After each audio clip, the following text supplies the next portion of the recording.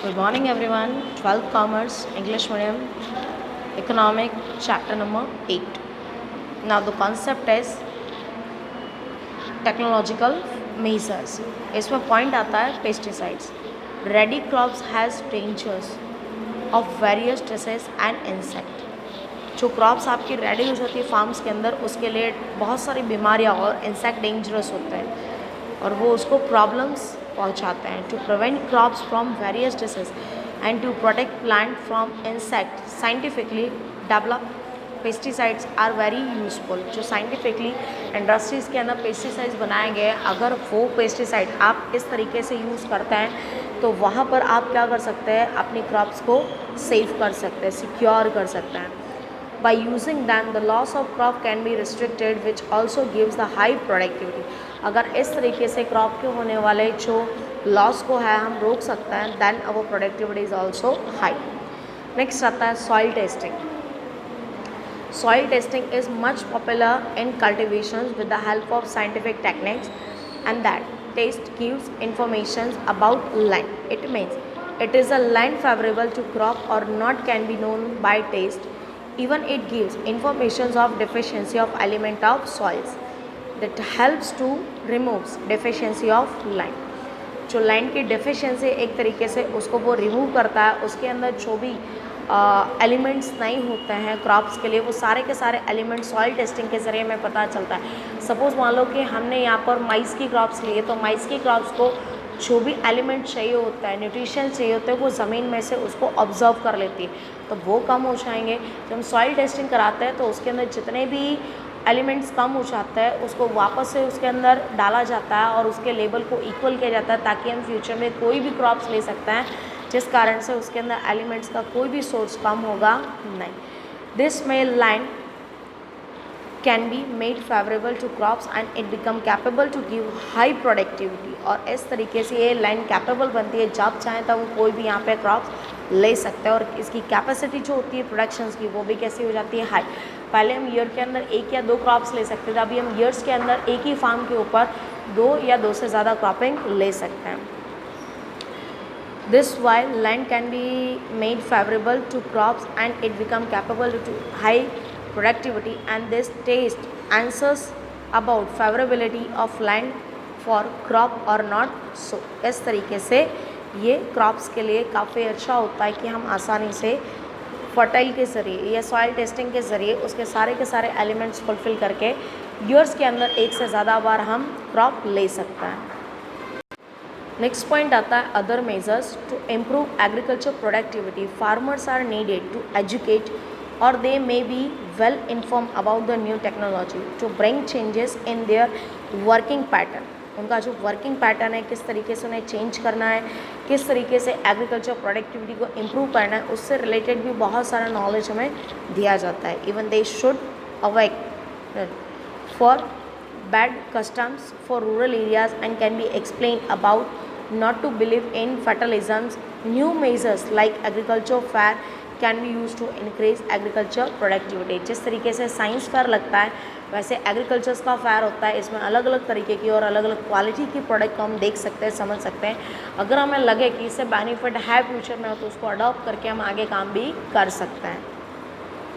So in addition to that, agriculture allied activities like cattle rearing, poultry farming, food processing, jungle and other can be used to reduce dependency of agriculture, that can increase agriculture productivity. And if small scale industries can be expanded to rural areas, that kind of industries can become supporting to agriculture and that can make improvement of agriculture productivity easily and possible in reality. इन सभी reasons के लिए हम एक ही काम कर सकते हैं कि भाई इनको इम्प्रूव कर सकते हैं, इनको सेटअप कर सकते हैं एग्रीकल्चर सेक्टर्स के आसपास, और प्लस एग्रीकल्चर सेक्टर्स की प्रोडक्टिविटी और उस फील्ड के अंदर इम्प्रूवमेंट लेकर के आ सकते हैं. नेक्स्ट पॉइंट आता है हमारा मॉडर्न एग्रीकल्चर. आज के एग्रीकल्चर्स में क्या मॉडर्निटी देखने को मिलती है, चलिए देखते हैं. Indian traditional agriculture use organic manners, seeds, simple ploughs, bullocks and primary industries. मतलब ओल्ड ट्रेडिशन का ही हमारे इंडिया के अंदर यूज़ किया जाता है. These instruments gives very less productivity and the use of them was enable to satisfy agriculture requirement of entire nation. अगर पूरे के पूरे नेशन को जो एग्रीकल्चर प्रोडक्ट की रिक्वायरमेंट होती है और हम ट्रेडिशनल मेथड से चलेंगे तो हम उनकी डिमांड को कभी फुलफिल कर सकते नहीं हैं। सो therefore since 1966 modern agriculture emerged in India. Modern agriculture uses modern inputs like hybrid seeds, chemical fertilizers, pesticides, new machines of agriculture, irrigations. Due to use of these modern inputs, agriculture productions increase intensively. ये सारे के सारे modern things का use करके हम agriculture productions को intensively increase कर सकते हैं and this was counted as a revolution, क्योंकि जहाँ पे कम प्रोडक्शंस होता था आज वहाँ पे इतना ज़्यादा प्रोडक्शंस होता है कि वी आर शॉक कि ऐसा भी काम हो सकता है। That's why this work is known as revolution. This revolution was of agriculture, therefore it was called green revolution. ये एग्रीकल्चर फील्ड्स में आता है, ग्रीनरी में आता है, दैट्स वाई इसका नाम क्या है, ग्रीन रेवोल्यूशन। चलिए देखते हैं ग्रीन रेवोल्यूशंस। ग्रीन रेवोल्यूशन चलने से पहले आपको एक इन्फॉर्मेशन दे दें कि इससे पहले प्रीवियस चैप्टर में भी आपने 6 चैप्टर में भी आपने देखा था ग्रीन रेवोल्यूशंस। तो आपको जो 6 चैप्टर में दे करके रखा है ग्रीन रेवोल्यूशंस, आपको वही अडॉप्ट करना है। इस चैप्टर का जो ग्रीन रेवोल्यूशंस है वो बहुत कम अडॉप्ट करना है, क्योंकि उसके अंदर आपको पूरी की पूरी इन्फॉर्मेशन प्रोवाइड की गई है। Use of new technology of agriculture started from the years of 1960 and 61 at 7 district of India as pilot project. India के अंदर first time new technology 1960 and 61 के अंदर 7 डिस्ट्रिक्ट के अंदर स्टार्ट की गई and that project is known as pilot project. This known initially as IADP, intense agriculture district programmes. देखते हैं इनके अंदर क्या इंप्रूवमेंट आता है। That's why name is comes intense agriculture district programme. That means intensive agriculture program for districts due to wonderful success with passing of time। जैसे जैसे time बीता वैसे वैसे ये जो 7 डिस्ट्रिक्ट के अंदर हमने जो ग्रीन रेवोल्यूशन से रिलेटेड काम काज शुरू किया था, न्यू टेक्नोलॉजी अडॉप्ट की थी, वो काफ़ी अच्छा इम्प्रूवमेंट, वंडरफुल सक्सेस हमें प्रोवाइड कर रही थी।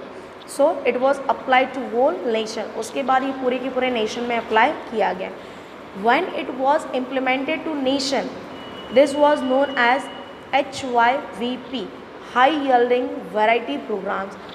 हमारे इंडिया के अंदर ईस्ट वेस्ट नॉर्थ साउथ किसी की भी बात करें तो हर जगह जो लैंड की फर्टिलिटी है वो डिफरेंट है, कहीं पर किस तरीके की है तो कहीं पर किस तरीके की।